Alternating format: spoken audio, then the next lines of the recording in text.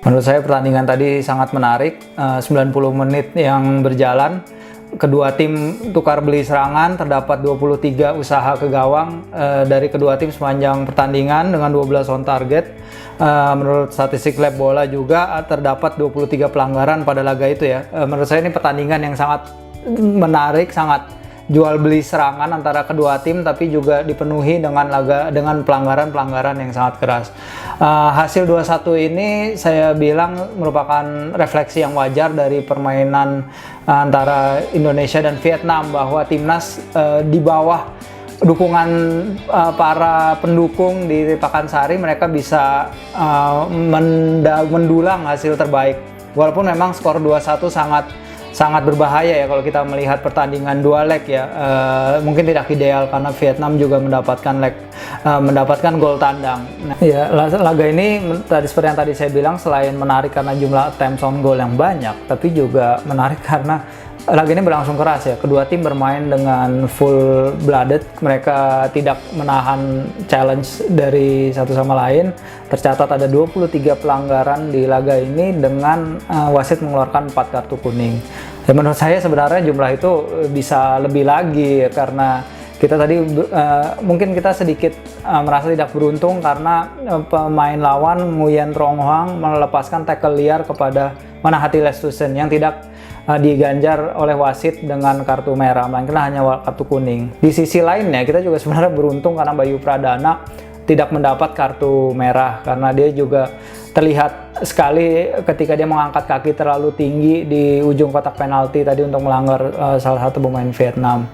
Dan ini akan juga kita akan melihat bagaimana pelanggaran-pelanggaran keras di laga ini itu akan diterjemahkan ke penampilan kedua tim di laga kedua, karena kalau kita lihat dalam pertandingan dua leg seperti ini, disiplin pemain akan sangat menentukan.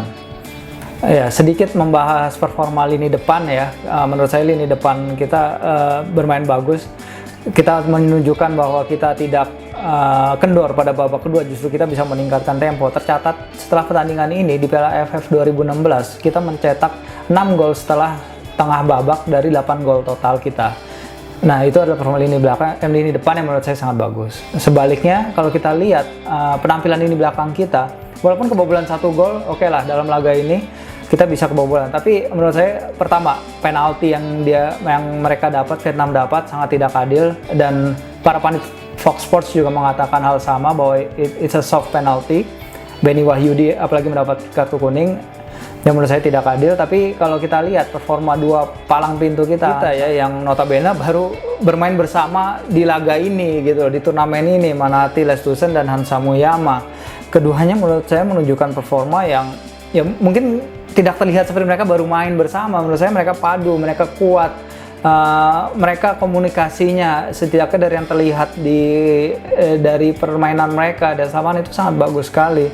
Mereka bisa menghalau beberapa peluang dari pemain-pemain Vietnam yang tentu saja tidak diisi oleh pemain sembarangan ya. Karena kita lihat Lee Chong Ven itu adalah seorang striker yang sangat berpengalaman. Dia adalah bintang timnas Vietnam, sama seperti Boas, karirnya meroket. Dia sekarang juga sedang berada dalam usia prima sebagai striker. Nah, sekarang pertanyaan menarik adalah apakah duet ini akan tetap dipertahankan Alfred Riedel di pertandingan di leg kedua? Apakah Farudin yang akan kembali dan Yanto Basna bisa menggeser mereka berdua, ataukah Riedel melihat bahwa kedua pemain ini sudah menunjukkan kekompakan yang ideal dan ketangguhan serta komunikasi yang bagus di lini belakang untuk tetap bermain sebagai suatu unit. Ya, Muhammad Syahputra di akun Twitter @syahputra904 mengatakan bahwa penampilan Kurnia Mega sangat bagus, Indonesia kembali menang. Menurut saya benar sekali, di laga ini Kurnia Mega menunjukkan kembali ya penampilannya yang mungkin dia kan pada awal turnamen ini banyak mendapat kritik, kenapa dia yang main, kenapa tidak Andri Tani, kenapa Mega yang harus menjadi starter. Bahkan setelah fase grup yang kita juga tidak stabil ini belakangnya, bahkan kita kebobolan kedua terbanyak di turnamen ini ketimbang Kamboja yang sudah tidak lolos.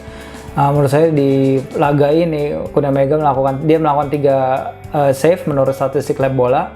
tapi dia juga melakukan satu save yang super sekali menurut saya dari penyerang pengganti lawan ya, Dean Strung, ketika dia lompat. Menurut saya Mega sebagai kiper reach-nya sangat bagus.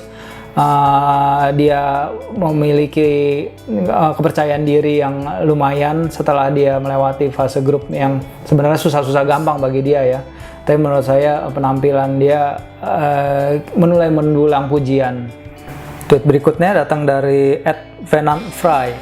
Dia mengatakan bahwa selama timnas bisa main disiplin, terutama dalam hal bertahan dan pintar manfaatin peluang dalam counter attack, optimistis bisa ke final. Ya, memang saya juga setuju dalam hal ini, terutama yang dimana kita bermain counter attack ya, karena dari kita itu kalah possession dalam 3 dari 4 pertandingan kita di Piala AFF 2016 ini. Itu yang harus ditekankan. Tapi possession banyak bilang hanya setengah dari cerita ya. Jadi memang walaupun kita kalah possession, tapi kalau kita punya pemain-pemain yang bisa memanfaatkan peluang sebaik Boas, sebaik Andik, sebaik Rizky Pora yang begitu impresif di sisi sayap, kita bisa melancarkan counter attack yang sangat cepat, dan tentu saja kita bisa ya optimistis juga bisa melewati leg kedua dengan selamat dan berlaga di final, dan mungkin juga menang di laga final, kenapa tidak.